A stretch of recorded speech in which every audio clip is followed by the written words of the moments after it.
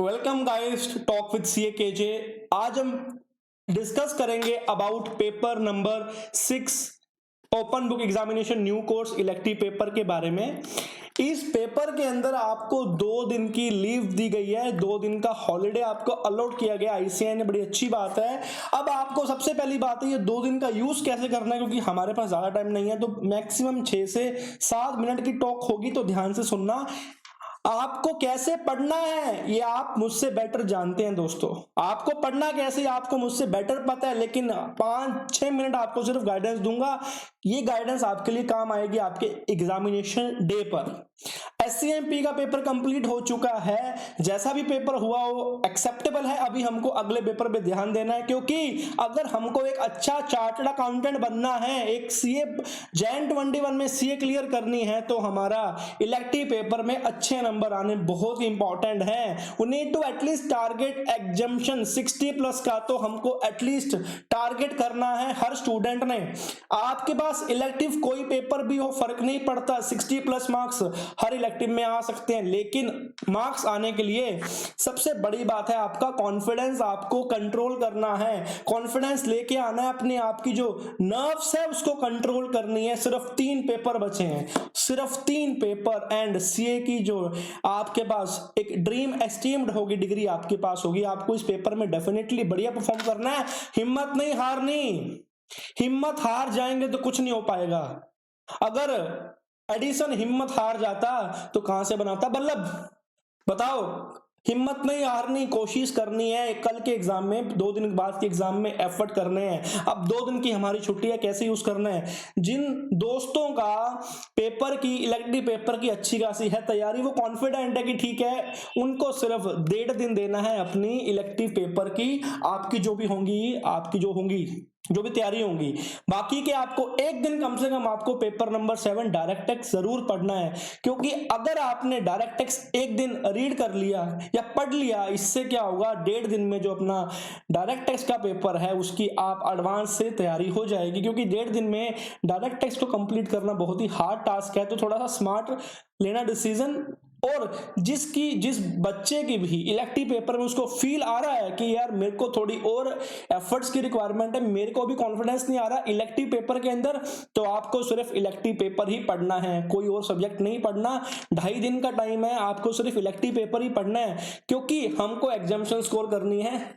Second सबसे बड़ी बात, एग्जामिनेशन सेंटर के अंदर आपको अपना माइंड कूल रखना है, और बुक्स एंड मटेरियल जो आप लेके जाएंगे, क्योंकि ओपन बुक एग्जामिनेशन है, कोई भी बुक्स मटेरियल हम लेके जा सकते हैं, लेकिन आपको एग्जाम सेंटर के अंदर थोड़ी बुक लेके जानी है, ज्यादा नहीं लेके जानी। मतलब 2 से 3 बुक मैक्सिमम लेके जानी है, 4-4, 5-5, 6-6 बुक्स नहीं लेके जानी।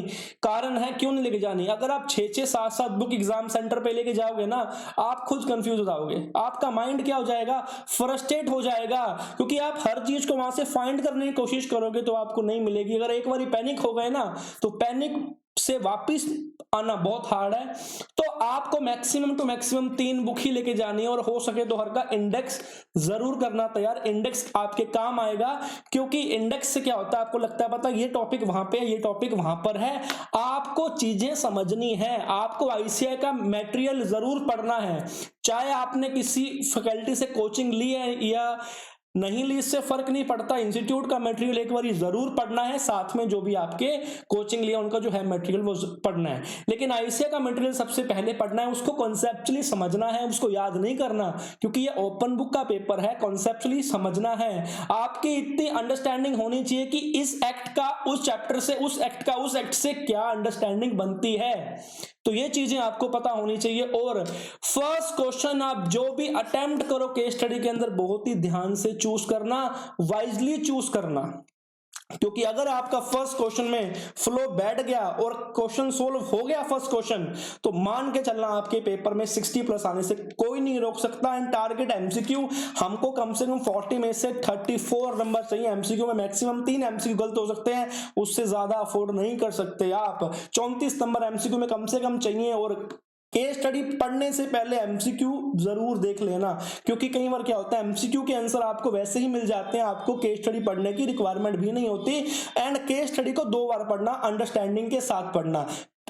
क्या करोगे जब भी क्वेश्चन पेपर पे, थोड़ा थोड़ा साइड में छोटा मोटा लिखते रहना एंड क्वेश्चन पहले पढ़ना, ताकि आपको क्वेश्चन की जो रिक्वायरमेंट है उसका हो सके पता कि इसने पूछा क्या है, ताकि हम वही मेन पॉइंट पर फोकस करें कोई भी एग्जामिनेशंस के अंदर। अगर मैं 6D की बात करूं इकोनॉमिक लॉ की, तो आपको जो ICAI सैंपल है ना रेलिवेंट केस लॉ, वो भी आपको साथ लेके जानी है बुकलेट, क्या पता किसी केस लॉ में पूछ ले। एंड 6E वाले बच्चे, उन्होंने क्या करना है, उनको ज्यादा टेंशन लेने वाली बात नहीं है, जो आप FR में आयो पढ़ के वही सेम चीज ही है, सिर्फ क्या डिफरेंस है, तो आपको IFRS के पता है डिफरेंस पहले से ही, आपको सिर्फ US गैप छोटा सा पढ़ना है, और सारे के सारे इलेक्टिव पेपर के लिए कॉमन बात MTP and past year paper जरूर पढ़ के जाने हैं, जरूर पढ़ के जाने हैं।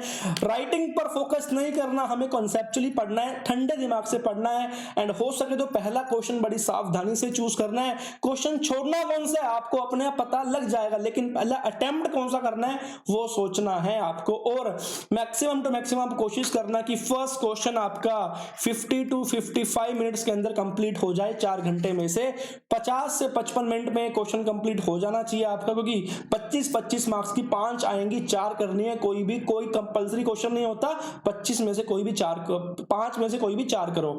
ध्यान से पढ़ना है, वहां पे आपको पैनिक नहीं होना। बस अगर आपको लगे पेपर बहुत मुश्किल पूछ लिया, कुछ टेक्निकल पूछ लिया, तो सभी के लिए, वो आपके लिए एप्लीकेबल नहीं है, तो अपना आपका माइंड यूज करना, भगवान का नाम लेना जिनको मानते हो आप। लेकिन दोस्तों एक रिक्वेस्ट है आपसे, कंफ्यूज मत होना, क्योंकि आपने हिम्मत करी, आपका हार्डवर्क, आपकी सैक्रिफाइसेस, आपके स्लीपलेस नाइट्स, फैमिली का प्यार, दोस्तों का प्यार आपके, एंड आपकी खुद की CA बनने की चाहत, ये सब कुछ इन 3 पेपर पे, आखिरी पेपर पे करती हैं डिपेंड। तो get ready and charge up and won the game, won the race. यार आपको सिर्फ जीतना है, आप पीछे मुड़ के नहीं देखना, क्योंकि हमने बहुत सारे एफर्ट्स कर लिए, बहुत स्ट्रगल कर लिया, अब हम नहीं सहेंगे। CA बन के दिखाएंगे, अपने हिम्मत पे बन के दिखाएंगे, अपनी काबिलियत बन के दिखाएंगे, एंड एग्जामिनेशन में जरूर अच्छा परफॉर्म करेंगे। तो take care guys, signing off your friend CA Kartik Jindal. जय हिंद दोस्तों, बाय बाय।